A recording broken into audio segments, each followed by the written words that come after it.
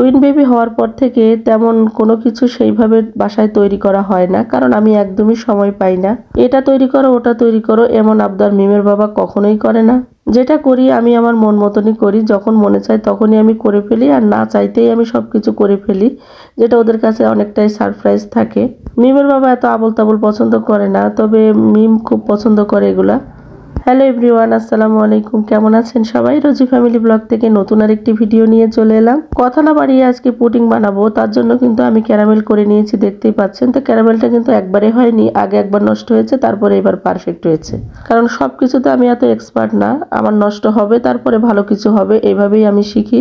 তো ক্যারামেলটা করে নিয়ে আমি যে ডিমগুলো ফেটিয়ে নেব আর কি। আর এদিকে ফ্রিজে অনেক সময় সব কিছুই থাকে মোটামুটি, কিন্তু আজকে দেখি ভ্যানিলা এসেন্সটা ডেট ওভার হয়ে গিয়েছে, তো তার জন্য আমি দারচিনিটা মানে টালতে দিয়ে দিয়েছি আর কি। ওটা গুঁড়ো করে নেব, কারণ ডিমের একটা গন্ধ থাকে, সেই ডিমের ভিতরে যদি একটু ভ্যানিলা এসেন্স দিলে কিন্তু ডিমের ওই গন্ধটা থাকে না। যেহেতু রাত এখন অনেক, এই জন্য ভ্যানিলা এসেন্স তো এখন আনতে যাওয়াও যাবে না, এই জন্য আমি দারচিনির গুঁড়া দিয়ে দেবো, তাতে এই ডিমের যে গন্ধটা থাকে সেটা যেন না লাগে। ডিমগুলো আমি কিন্তু সুন্দর করে ফেটিয়ে নিচ্ছি, আর ওদিকে কিন্তু আমি একদম গুঁড়া দুধ ভালো করে মানে হালকা কুসুম গরম পানিতে দিয়ে ভালো করে একদম ঘন করে গুলে নিয়েছি, একদম সুন্দর করে জাল দিয়ে নিয়েছি আর কি। তারপরে এটা হালকা কুসুম গরম ছিল, একদমই খুবই হালকা। তারপরে আমি এটাকে ডিমের ভিতরে দিয়ে দিয়েছি। গরম অবস্থায় দিলে কিন্তু এটা একদম দলা দলা পাকিয়ে যাবে, ডিমটা সিদ্ধ হয়ে যাবে, তখন কিন্তু এটা আর পুডিং হবে না, আর খেতে তো একদমই ভালো লাগবে না। কেকটা মাঝে মাঝে বানালেও পুডিং কিন্তু আমি একদম খুবই কম বানিয়েছি, মানে 3-4 বার বানিয়েছি হয়তো, কিন্তু ওইভাবে অতটা পারফেক্ট হয়নি। কিন্তু আজকের পুডিংটা খুবই সুন্দর হয়েছিল, একদম পারফেক্ট হয়েছে। আবার এদিকে ক্যারামেল পুডিং বানিয়েছি, তো আপনাদের সাথে শেয়ার তো করতেই হবে। দুধটা দিয়ে ডিমটা দিয়ে কিন্তু আমি ভালো করে ফেটিয়ে নিয়েছি, আর দুধের ভিতরেই কিন্তু আমি চিনি দিয়ে দিয়েছিলাম, অতএব এতে আর চিনি দেওয়ার কোনো প্রয়োজন হয়নি। সুন্দর করে এই যে গুলে নিচ্ছি। ফেটানোটা যত সুন্দর হবে তত কিন্তু মসৃণ হবে আর কি পুডিংয়ের এটা। ডিমের যে একটু সাদা সাদা ভাবগুলো থাকে সেইগুলো যাতে না থাকে, তার জন্য কিন্তু আমি এটা ছাঁকনির ভিতরে দিয়ে কিন্তু এই যে দুধটা সুন্দর করে ছেঁকে নেব আর কি, নিয়ে তারপরে আমি চুলায় দিয়ে দিব আর কি। আর দেখতেই পাচ্ছেন ভ্যানিলা এসেন্সটার ডেট ওভার হয়ে গিয়েছে, এই জন্য আমি এই যে দারচিনির গুঁড়া করে নিয়েছিলাম সেটা দিয়ে দিয়েছি। এবার আমি এটা সুন্দর করে ছেঁকে নেব, এটা ডিমের আর কোনো গন্ধ লাগবে না। দারচিনিটা দেওয়ার পরে তারপরেও কিন্তু আমি সুন্দর করে ভালো করে ফেটিয়ে নিচ্ছি। এটা যত সুন্দর ফেটানো হবে তত কিন্তু মানে পুডিংটা অনেকটা সফট হবে।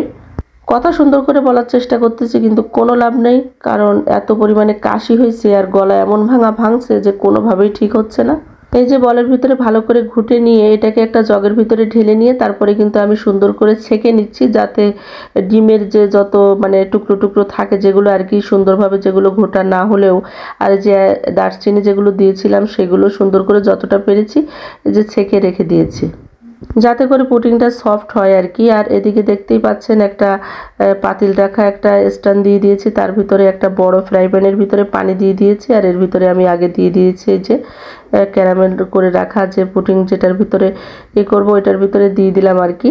দিয়ে তারপরে এই যে দুধটা সুন্দর করে, দুধ আর ডিম মিক্সটা সুন্দর করে এর ভিতরে দিয়ে দিয়েছি। দিয়ে এবার আমি সুন্দর করে এখানে একটা ঢাকটা দিয়ে দেবো। ফয়েল পেপার থাকলে আরও ভালো হতো, যেহেতু ছিল না সেহেতু আমি এইভাবে দিয়েছি। দিয়ে সুন্দর করে যে কাচের ঢাকনাটা দিয়ে দিয়েছি, তারপরে যে ছিদ্রটাও বন্ধ করে দিয়েছি।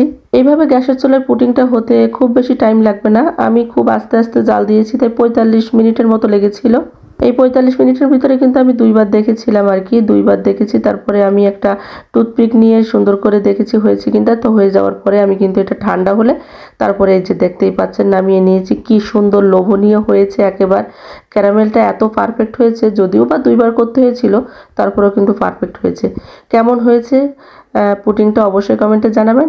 আর ভিডিওটি কোথাও ভালো লেগে থাকলে লাইক কমেন্ট শেয়ার করে আমার পেজের পাশে থাকবেন। আমার একটা ইউটিউব চ্যানেল আছে, চাইলে ভিজিট করে আসতে পারেন। আজকে এই পর্যন্তই, ভালো থাকবেন, সুস্থ থাকবেন সবাই। আল্লাহ হাফেজ, আসসালামু আলাইকুম সবাইকে।